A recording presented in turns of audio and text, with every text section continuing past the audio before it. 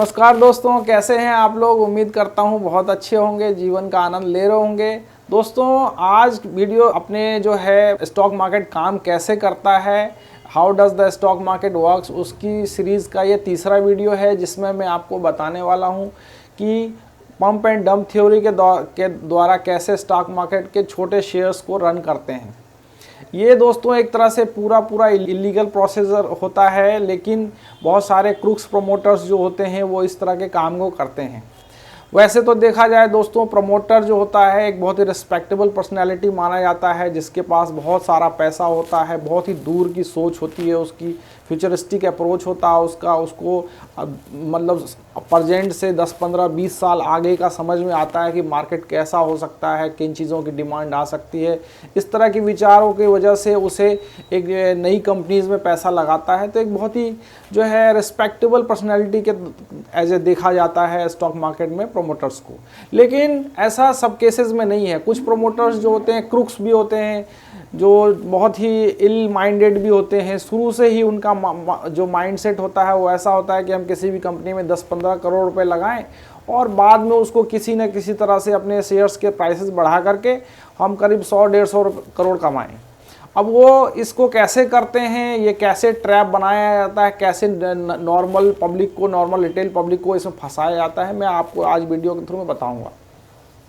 इसमें क्या होता है दोस्तों, जैसे कोई एक बहुत ही छोटी कंपनी मान लीजिए आप, जैसे कि XYZ कंपनी में आप किसी प्रमोटर ने मान के चलिए 10 करोड़ रुपए लगा रखे हैं और कंपनी है मान लीजिए गुजरात बेस्ड, वो गुजरात में कंपनी है और कंपनी के शेयर्स जो है किसी भी तरह से बढ़ नहीं रहे हैं। लेट्स से हम मान लेते हैं कंपनी का स्टॉक प्राइसेस 10 रुपये का है और कोई भी उसमें एक्टिविटी भी नहीं होती है, कोई खरीदी बिक्री नहीं होती है, कंपनी को कोई जानता भी नहीं है।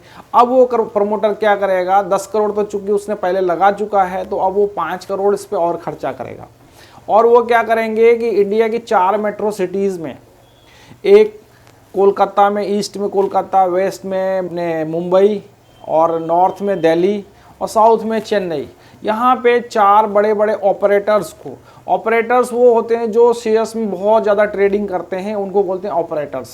अब वो उन ऑपरेटर्स को पकड़ेगा, ये हो सकता है हमारे CA भी वगैरह भी ये काम करते हैं, तो उनको पकड़ के और उनके सबके अकाउंट में पहले वो 1-1 करोड़ रुपये डाल देगा और उनसे बोलेगा कि तुम एक आदमी आज तुम जो है मंडे को लेट्स से कोलकाता वाली पार्टी जो है शेयर्स खरीदेगी और वही सेम शेयर्स जो है पहले मुंबई वाली पार्टी उसको बेचेगी।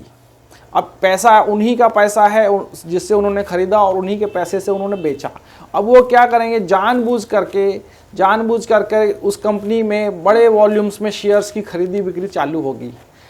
तो क्या होगा कि अचानक जो है हम जैसे टेक्निकल ट्रेडर्स जो होते हैं उनकी नज़र में आने लगता है कि आखिर क्या हो गया कि ये इस कंपनी में फटाफट जो है, पहले तो कुछ नहीं हो रहा था, अभी खूब खरीदी बिक्री चल रही है। और वो क्या करेंगे, ऊंचे भाव में, अब जैसे 10 रुपये का शेयर है ना, वो जानबूझ के क्या करेगा, 11 रुपये में बोलेगा मुझे खरीद के दो। अब खरीद के 11 रुपये में, आज 11 रुपये में खरीद के दिया, कल क्या करेंगे 15 रुपये में वो खरीदने को तैयार हो जाएगा। फिर सेम आदमी उन्हीं की भाई वही पैसा लगा रहे हैं खरीदने के लिए भी, और वही जो पैसा बेच रहे उन्हीं का पैसा है, तो वो सेम शेयर्स को क्या करेगा 11 में, 12 में, 13 में ऐसे धीरे धीरे खरीदना शुरू करेगा, पंप करना शुरू करेगा। इसको हम लोग बोलते हैं पंपिंग प्रोसीजर। पहले वो शेयर्स के प्राइस को पंप कर रहा है ऊपर आने के लिए। विद इन ए वीक मैं बोलता हूं दोस्तों, बहुत सारे जो हम टेक्निकल एनालिस्ट क्या करते हैं, स्कैन्स करते हैं, जैसे वीकेंड पे स्कैन्स करते हैं कि कुछ ऐसे शेयर्स जब हमें पता चल जाए जिसमें कि बहुत सारा प्राइस एक्शन और वॉल्यूम एक्शन हुआ हो, तो वो हमारे को दिख जाए, तो वो क्या होता है, इस तरह के स्कैन्स में ये शेयर्स आने चालू हो जाएंगे। और जैसे सपोज करिए विद इन 1-2 महीने के दौरान इस शेयर्स को 10 रुपये से उन्होंने 20-25 रुपये कर दिया, फिर ये क्या होता है, टॉक ऑफ द टाउन बन जाता है।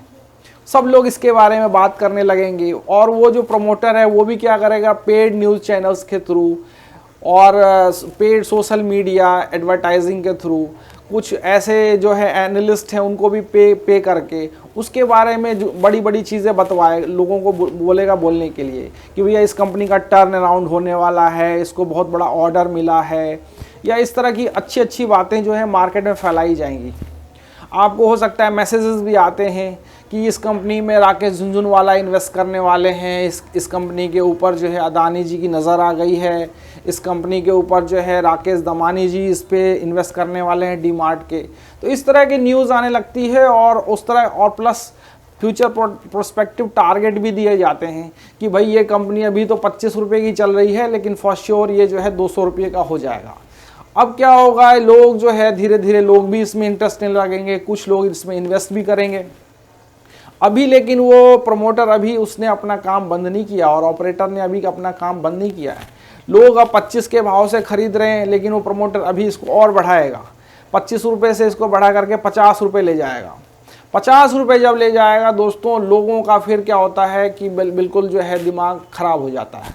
वो कहते हैं कि अरे ये पैसा तो हमारा डबल हो गया। अब जिनका पैसा डबल हो गया तो वो क्या करेंगे, सबको बोलते फिरेंगे देखो मेरा पैसा डबल हो गया। ये अपना क्या है, एक ग्रेटिफिकेशन का एक ह्यूमन साइकोलॉजी है कि लोग अपनी खुशियों को बताना चाहते हैं, जिससे लोग वो जाने कि हाँ भाई देखो हमने भी हमारे अंदर भी ऐसी कुव्वत है कि हम भी पैसा बना सकते हैं, और हमारे को भी अप्रिसिएशन लोग चाहते हैं।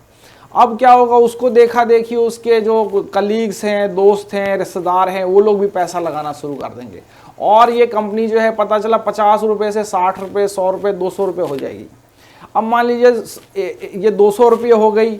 अब जाके जो है वो प्रमोटर क्या करेगा, उसने जितने सारे अपनी उसकी होल्डिंग है कंपनी में, लेट्स से 25%, 30%, और वो जो उसकी होल्डिंग है उन शेयरों को वो दोस्तों धीरे धीरे करके क्योंकि एक साथ अगर वो बेचेगा तो क्या होगा कि कंपनी के प्राइसेस डूबेंगे। भाई जो सिंपल सी बात है कि डिमांड इन सप्लाई पे काम करता है, और सब कंपनी में कम डिमांड तो है नहीं, तो अगर वो बहुत ज़्यादा शेयर्स को बेचेगा तो भाव गिरेंगे। इसलिए वो क्या करेगा, धीरे धीरे धीरे करके अपने सारे शेयर्स को बेच लेगा, एंड दैट्स कॉल्ड डंपिंग। तो आपने देखा दोस्तों कैसे छोटे से शेयर्स को लोग जो है इस तरह से बड़ा बना लेते हैं, और ये बिल्कुल इलीगल है। इसके लिए सेबी ने बहुत सारे जो है कदम उठा रखे हैं, जैसा कि किसी भी कंपनी का प्राइस अगर अचानक बढ़ने लगता है, लेट्स से उसमें जंप आ जाता है किसी भी दिन 25-30% का, तो सेबी कहती है नहीं अब इसका सर्किट छोटा करो, इसको अब एक दिन में आप 10% से ज़्यादा नहीं बढ़ा सकते। अगर लगातार 2-3 दिन 10% बढ़ गया तो कंपनी सेबी बोलती है नहीं इसको और छोटा करो, 5% कर देती है, 2.5% भी उसका सर्किट कर देती है। इसी तरह से कोई प्रमोटर अगर चाहे कि मैं एक ही दिन में सारा बेच दूँ और भले ही कंपनी का शेयर 200 हो और वो 20 पे चला जाए, तो ऐसा नहीं हो सकता। कंपनी का शेयर पहले ज़्यादा से ज़्यादा 20% गिरेगा पहले दिन, फिर उसके बाद उसका सर्किट लिमिट 10%, 5%, 2.5% कर दिया जाता है। लेकिन इन सब चीज़ों से बचने के लिए दोस्तों बहुत ही आसान तरीका है।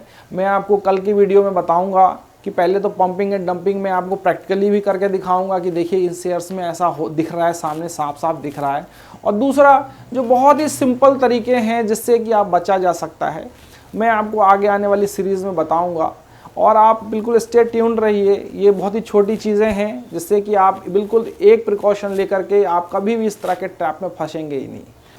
दोस्तों अगर आपको पंप एंड डंप थ्योरी के बारे में बहुत अच्छे से जानना है तो एक मूवी आई थी हॉलीवुड में, वुल्फ ऑफ वॉल स्ट्रीट, जो बहुत ही अच्छी मूवी थी और बहुत ज़्यादा प्रचलित भी हुई थी। आप उसको देख सकते हैं। और ये मूवी क्या था, जिसमें दिखाया गया था कि जो पेनी स्टॉक्स होते थे, कुछ एक सेंट्स के जो स्टॉक्स होते थे, सिर्फ उसको बेचने के लिए जो एक्टर था उसको 30 से 40% कमीशन मिलता था। और इस मूवी चूँकि दोस्तों ये थोड़ी सी ऐसी मूवी है कि लाइक है तो वैसे पूरी पारिवारिक पिक्चर है, लेकिन क्या परिवार के सारे सदस्य इसको अलग अलग बैठ के देखें तो वो ज़्यादा अच्छा रहेगा। और प्लीज़ आप बने रहिए वीडियोस को। अगर आपको पसंद आता है तो लाइक सब्सक्राइब ज़रूर करिए, इससे हमें मोटिवेशन मिलती है वीडियोस बनाने के लिए। थैंक यू सो मच दोस्तों, मिलते हैं कल के वीडियो में। Thank you.